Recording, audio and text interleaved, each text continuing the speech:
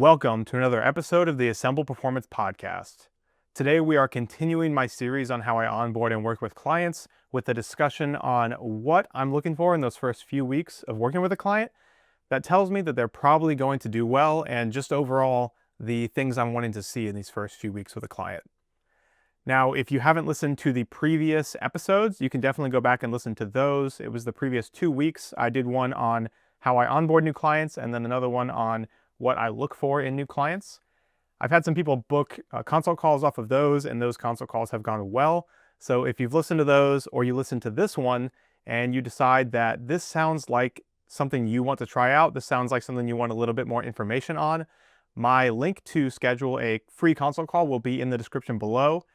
This is just going to be some time for us to go over all this stuff, go over what you want out of coaching, and just see if it's a good fit. Absolutely no pressure, just a awesome conversation, time to get to know you, because I always love to get to know all of my followers, everyone who's interested, and it's a good time for you to get to know me and just see if coaching is the right fit, or if you should maybe look elsewhere, or if I should refer you somewhere else, or whatever else you want to do. So if you are interested, that's going to be in the description below. Otherwise, I'm excited to just go ahead and get right into this and go back and listen to the old episodes if you haven't, or listen to this one and then go back afterwards, whichever one you want to do. But let's get into the podcast this week. So the first few weeks of the coaching relationship are super, super critical to deepening that relationship and that connection. If you listen to last week's podcast, you'll remember I talked about how important the coaching relationship is in one-on-one coaching. It's not just a training plan. It is not just cookie cutter. The relationship is really the most crucial part. And these first few weeks are so important to that. I'm not looking for perfection these first few weeks. I actually expect most people to slip up these first few weeks. So everything we're about to go through, it's not going to be perfect. You're not going to do it 100%. And I'll get to, at the end, kind of my point of what I'm looking for, even when there's no perfection, how we address these things. And then we'll actually go into the next episode where I'm going to cover red flags I'm looking for in those first few weeks and how I go about that. But that'll be the next episode. Let's get into this one. The first thing I'm really looking for is, are you excited to start training? At the beginning of training is when excitement and motivation are going to be their highest. New things are exciting. Investing in yourself is exciting. It's a step. And internally, you normally feel either excitement or nerves. Nerves and excitement are kind of one and the same. And, it can be nerve-wracking to start something new. So I'm really looking for, are you nervous? Are you excited? You don't have to be either or, but are you motivated to really get training done? If you're not, then I'm really going to kind of question what you want to get out of training. Just make sure that you're in the right spot. Not that it means that you aren't going to be a good client, not that it means you're not going to get a good result from coaching, but it's just one of the things I look for. Are you excited? Are you motivated to get started with this new thing? Another one of these first few weeks that I'm really looking for is, are you responsive to communications? Are you receptive to any text I send? Are you, you don't have to obviously be by your phone all the time, but are you actually responding? Are you, or are you ghosting me? Because if you are excited and you are ready to get started, I really, really need to know how training is going. And there's places to put comments in your training. That's kind of the next point, which we'll get to. But outside of that, are you answering me? Are you doing your check-ins? Are you telling me what's going on with your week? Or are you just kind of ghosting me and not giving me any information? That's going to be something I'm looking for. Again, the relationship is important. That communication is crucial to the relationship. And without that communication, we can't learn each other, and I can't learn what's working for you in your life, and you can't learn how I communicate. And we really need that to be built these first few weeks if we're going to get a good result over the rest of the coaching relationship. Another thing which I kind of just touched on, are you commenting on your training sessions in Training Peaks and letting me know how they go, what weight to use, how your paces are, how you feel, and also letting me know if you had to modify something or miss a workout. I don't want clients avoiding these hard conversations, the ones where, oh, I missed a workout and I need to kind of explain why. Some people, they feel shameful about that and they think I'm going to judge them, so they do not comment. They kind of ghost me that part of the week. But honesty and openness with failures and setbacks is so important to both the relationship that we have, because a good coaching relationship is built on that vulnerability and trust. Trust that I'm not going to judge you or shame you, and my trust in you that you're going to be vulnerable and open with your struggles. That way we can come together and strategize on a solution that's going to work for you individually. Without that vulnerability, that openness, that communication, you might as well just have a cookie cutter training plan, because I'm basically programming in the dark. I don't know how things are feeling outside of training. I don't know what you're struggling with. I don't know even what weights you're using if you're not commenting and letting me know and responding. So that communication is really the most important, and it's what allows me to give you the most individualized and high quality training plan for you, and not just for some general archetype of, say, you're a distance runner. I don't want to just make you a distance runner's plan. I want to make you your plan that's going to work for you. So the communication in WhatsApp messages, voice notes, and check-ins, and the honesty and openness and comments on workouts in Training Peaks are really super critical these first few weeks. And that is something in the next podcast we'll kind of address. If I don't see those, what I do about it. But those are some really big things I'm looking for. Another thing, kind of again on the back of this, or in addition to all these things, obviously, is, do you see failures as learning points, as a growing opportunity, or are you open to that when I reframe it? So for a lot of people, they are used to not seeing failure as a growing opportunity. They're used to just kind of seeing it as a failure and something they need to get better at. If you don't see that, if you already understand this, and this is great, but often I find that I'm helping clients reframe a setback or a failure as a success, or as a growth opportunity or a win. For example, if you miss a workout due to something coming up, that could be seen as a failure, or you could use it as a reflection and growth opportunity of, what did I do wrong this time that I can do right next time when something like this comes up in the future? Can I better plan my workouts around my schedule? Can I have a backup plan of when I'm going to train? Can I shorten my workout? In this way, you're able to use that failure as a learning opportunity. And I think every single failure is a growth and learning opportunity. And so I either want clients to understand that, or to be open to it when I'm presenting. So if I present that as an option, I want you to be open and receptive to seeing things differently in that way. That doesn't mean you won't have some feedback or some maybe banter with me of, actually, no, I think you're wrong, and I don't think this is a win because of X, Y, Z. But being open to have that conversation is so important. And if you aren't open to have that conversation, then you're just not going to get as good of results, because in order to get good results, you need to be able to reframe failures as growing opportunities, learning opportunities, and success, because we're going to see those throughout life and training. Failures happen all the time, micro failures, but you have to be able to reframe them and learn from them. On that note, can you celebrate your wins, or are you receptive to celebrating your wins when I'm presenting them? So wins could be big things like hitting a PR, hitting a certain goal we set out to hit. Those are obviously big wins, and if you struggle to celebrate those wins, that's going to make momentum, training, and consistency more difficult. So big wins obviously need to be celebrated. I am a victim of this myself. I set a lot of goals in my life, and then when it comes, I'm always shooting for the next one. And so I have to make sure I build in time to journal, to reflect, and to appreciate those wins. And clients need to do this as well. You need to do this as well with your training. Where I see this more impactful, actually, though, is the small wins. Can you celebrate small wins? So, for example, I'm working with a guy right now who was getting back into training. He hadn't trained since high school. And when we first started talking, he would start training. He was kind of telling me his struggles. Oh yeah, I'll train for a little bit, and then something will come up with my life, and then I will miss training, and then I'll kind of go a few months without training. And so we started working together. We've worked together for over a year now at this point. And he had something come up with his life. His refrigerator broke. He's planning a wedding and had a lot of stress there and a few other things.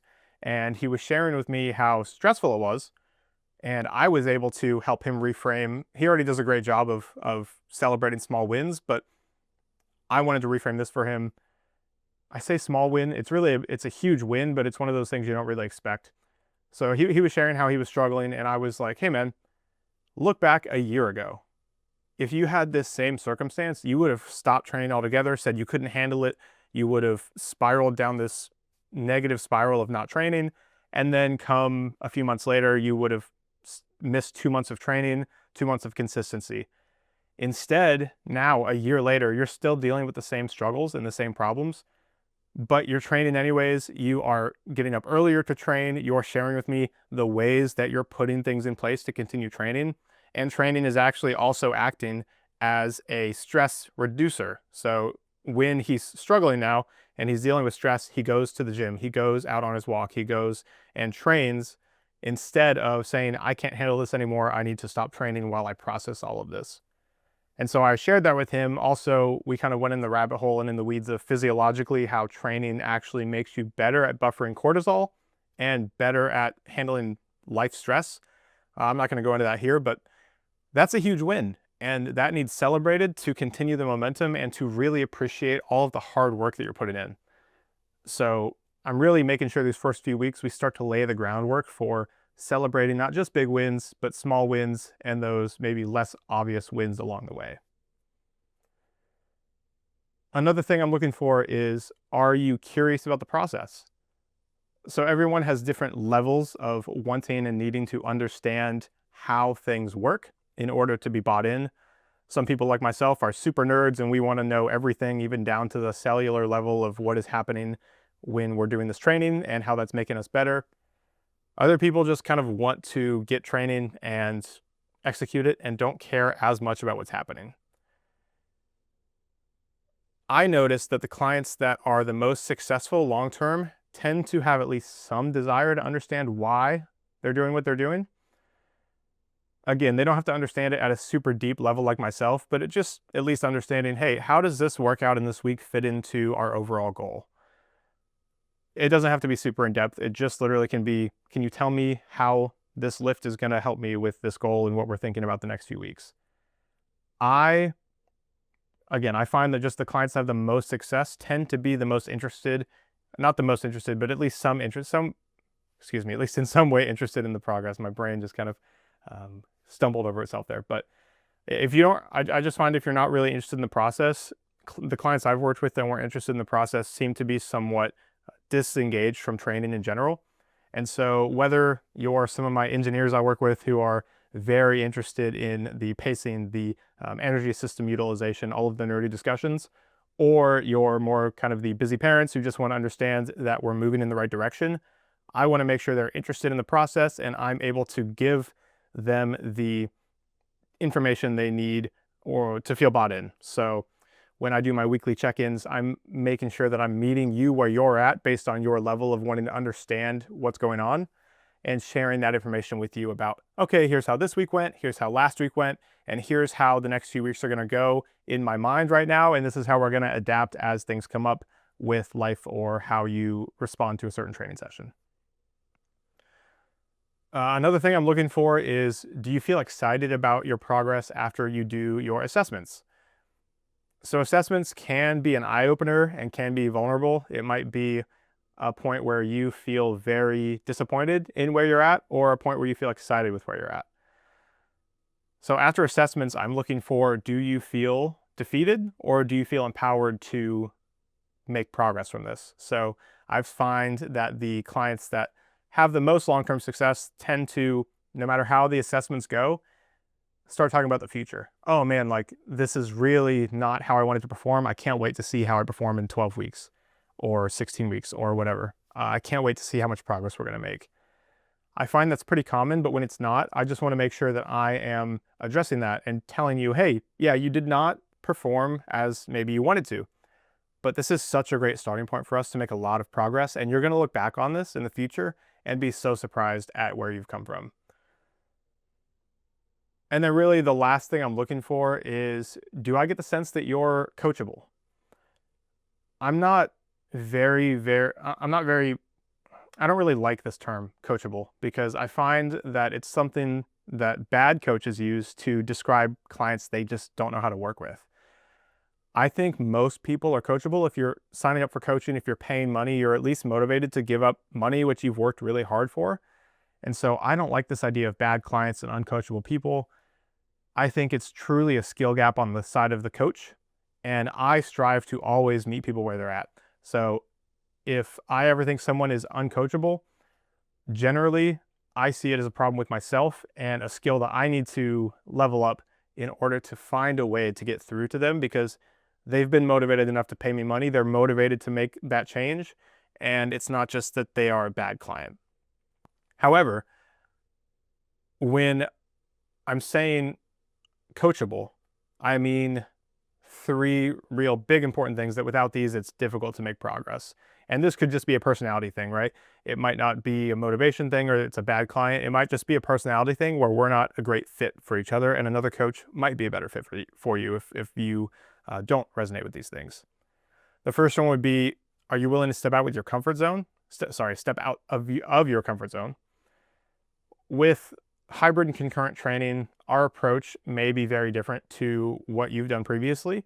And so I just want to make sure that you're willing and able and expecting to step out of your comfort zone, not from training being uncomfortable, because training is always going to be uncomfortable, but from a place of doing things differently and overall thinking about things differently. Because with hybrid training, we are going to cut volume back generally versus just a running plan or a strength plan. And you're probably going to be uncomfortable with that and maybe question, like, is this even really going to work? This is totally different from everything I've used to do. And I need you to trust me in the process and be open to trying those new things, because that's the only way you're going to see results. The saying is, in order to do something different, in order to get something different, you have to do something different. And that's the true thing with coaching. When you hire somebody, you haven't gotten to where you want to be because you're not doing the right things in the right way, and you need to be open to doing things differently.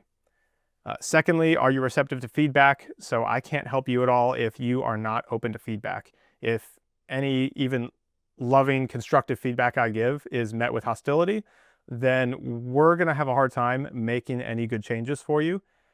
And again, I'm not the kind of coach who tells you you need to change all these things. I actually much prefer to help you figure out what you think you need to change. But if I give you reflective questions, anything like that, like, hey, how do you think about this or that? Or do you think that your workout would work better here or there? And you're just completely stonewalling me, that's not really going to work out. And again, it might just be a personality thing, not that you're an uncoachable person, but maybe personality-wise, we just don't jive and you're not really on board with the relationship part of coaching. And that's fine. Other coaches don't really emphasize the relationship part as much as me. I just don't agree with that personally with how coaching goes, and that's why I do things the way I do. So totally fine. Personality differences happen. And lastly, when I say coachable, are you willing to sit with the questions and reflections on any emotional questions or things that I might ask? Things about what your biggest struggles are, what you think is blocking you from training, from showing up in a certain way, so on and so forth. So if you haven't gotten the gist already, if you're new here or whatever, I am very, very adamant about a holistic approach to coaching. So making sure that I'm not just training you, but also just making you more fulfilled and happier in your life, because training should not take away from your life. And sometimes we realize that it is. Part of that is making sure I really understand what's going on through the rest of your life. That impacts not only the feedback I give you and the ways that I push you, or maybe don't push you. If you're going through a hard season of life, I might tell you need to be a little bit more compassionate and pull back a little bit. But it also influences how I program for you, the training. So I need to know all these things. And if you're not even open to a little bit of conversation about, oh yeah, work was difficult, like I was kind of stressed. If you're not even open to that, if you just want training and that's it, you'd probably, in my opinion, be better off with just a training plan and not a coaching relationship, not one-on-one coaching. So those are the three things I really look for when it comes to coachable. And that wraps up the 8 things that I'm looking for those first few weeks. I do want to emphasize, though, that these don't all have to be there at the beginning. Coaching is an iterative process where I'm learning you, you're learning me, and we're both growing together in the process. So yes, I work with a lot of clients. Yes, I have a lot of this expertise on programming and all of these things. But the beauty of one-on-one coaching is that every client I work with is a learning and growth opportunity for me. I get to connect with a new person. I get to learn how you live your life, what motivates you, what makes you tick, what pisses you off. I get to learn how your body responds to programming. And likewise, you get to learn me, you get to learn how I program, and you get to work through anything that I give you from a training perspective or a reflection perspective. And we overall grow together. Every client I work with makes me a better coach and a better human. And I love that process. So that said, these things don't always have to be there at the beginning. As we grow and learn together, we can put these things in place if they're not already. The program is going to adapt to what works best for you, and we're going to work together to figure that out, even behaviorally. What behaviorally is going to help you the most? This really comes back to a growth mindset. So growth mindset is about believing things can change, not believing they're stuck how they are. No one is stuck how they are. Everything can be changed and adapted. That's literally what neuroplasticity is. If you go back a few episodes ago, I recorded a podcast with Dr. Katie Dabrowski. She's a neuroscientist and physical therapist, not related to my onboarding process at all, but a very, very good podcast. We talked about neuroplasticity and the changes that happen in the brain. If you haven't listened to it, very, very good. I would definitely recommend it. All right, hopefully this podcast gave you some clarity and some insight into some of the green flags and things that I'm looking for the first few weeks. Next week, I'm going to put out a podcast episode on the red flags I'm looking for, things that would stand out to me that might be potential issues. And I'm going to share how I generally mitigate that with clients, the things I put in place, the conversations we have, and overall how I'm going about that. Because again, the coaching relationship is about building that process, building that relationship. And just because there's a red flag doesn't mean it can't be addressed and potentially modified or worked with or completely eliminated. So definitely stay tuned for that episode. If you've listened to this episode, you've listened to the previous ones, and you really think that coaching is for you and you want to learn more, you've got a few different options. The first option is you can click through the Calendly link in the description. That's going to take you to a calendar to book a completely free consult call with me. There's no pressure, no sales tactics, none of that BS. I really just want to get to know you, give you a chance to learn a little bit more about me and how I can help you from a coaching perspective. And then we can either get started after that, or again, I can refer you out to somebody else or just send you on your way with some more information if we're not a good fit. Or if you haven't listened to the other episodes, or you're still just not quite sure, you think it's for you, but you're not quite sure, you want to hear more, make sure you're subscribed with the notifications turned on. That way you can get notified when next week's episode comes out. They come out every Tuesday at midnight, so midnight Eastern time, so wherever you're out in the world. But make sure you subscribe so you can see that episode. That's going to be the last episode in this series of how I onboard and work with clients, this 4-episode mini-series. And go back and listen to the previous episodes if you haven't before, because those are also very important in this process. And I've gotten a lot of good feedback from those episodes already. I've gotten consult calls from those episodes and people really, really appreciated them. And actually the fact that they listened to them made the consult call a little bit more seamless because we didn't have to go over all of the minutia of things right away. So with that said, thank you for listening, and I will see you in the next episode of the Assemble Performance Podcast.